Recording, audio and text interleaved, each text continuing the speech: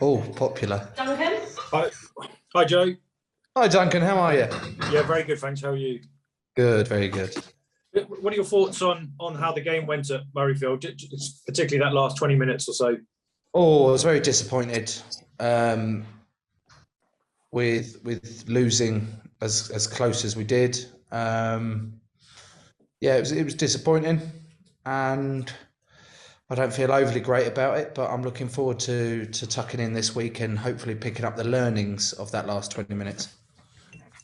Which were, in your opinion? Probably throw a little bit further than 3.5 meters. Bad. Probably do some throwing work this week, or just get someone else to do it.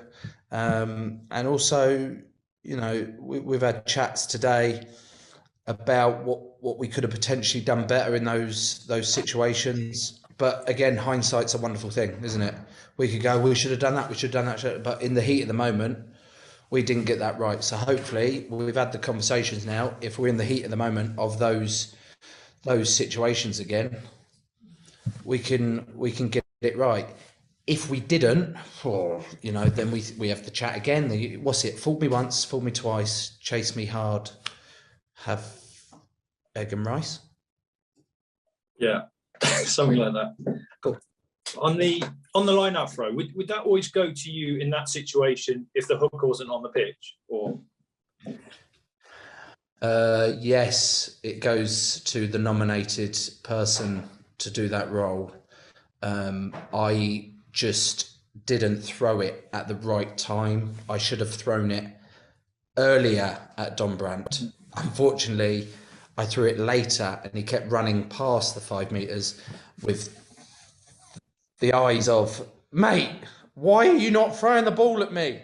And I went, I don't know. I feel like Eminem in 8 Mile when he chokes on stage with his rap. That's how I felt. Okay, great. Thanks, Joe. Cheers. Pleasure. Thank you. Moreno Moller, please. Oh, what a name. Nice. That is a lovely name. Moreno Moller. What's wrong with me, Joe? It's good morning from Italy. Just one thing about the match on Sunday. What are you expecting from this match? And maybe if you talked with Tommaso Allan about Italian rugby at Queen's. Passion. Give me some smart. Passion. You guys are a very proud nation. You're kicking really well. Your set piece is strong.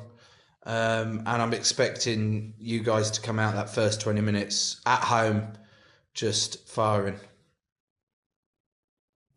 Thank you. Thanks. Nick Mullins, please. Hey, Joe. Nice to see you. Hello, Nick. When was the last time you threw into a line out? Yeah, good question. Unfortunately, fortunately, no. Unfortunately, my international record is now down to 50% because it was at 100% in the third test, my third ever test against South Africa away in 2012. Dylan Hartley got sin-binned. I threw it to Jeff Parling in the pod. He won the ball. I had a 100% throwing record. Unfortunately, it's down to 50%, and now I can't be really smug about that with Joe Gray at Harlequins saying that I have a better throwing record than him. That was the last time. Brilliant. Room for improvement. I'd say so. Don't you? Yeah. Could I ask how you are post COVID? Did you suffer from long COVID when you got it the first time? You need afternoon naps, I suppose. That's what I'm asking. I think I didn't get away with any mid-afternoon naps in my house, mate. My missus took it as a very good opportunity of, oh, you're home now? Yeah, cool. There's baby one, there's baby two. The first time I struggled, I probably underestimated it a little bit back in the autumn.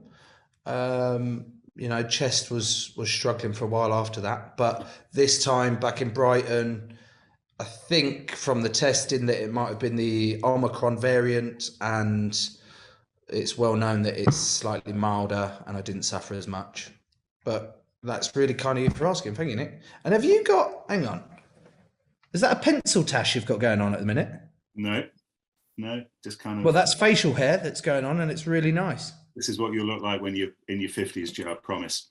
I'm definitely not lasting that long. If you're unlucky. Anyway, thank you very much. Thanks. Thanks, Nick. And Liam, finish with a quick one from you before we go to writers. Thank you.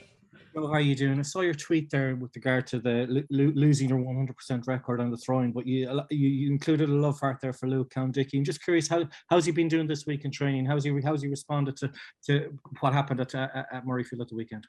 Yeah, he's been good.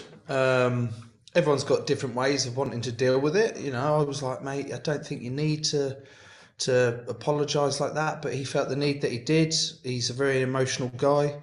And he took a little bit of time to wallow in it and think about what he could have done better. But he's been back on the paddock, training, getting stuck into the next one and being his chirpy self, which is good to see. Okay, and with yourself then, just with regard to this week, you haven't done any line-up practice yourself, just in case it might happen again next week, next Sunday in Rome. Yeah, bastard. Yes, I've been practicing every day. Cockers has been giving me the eyes of right, any danger this week, mate? I was like, okay, fine. Thank you.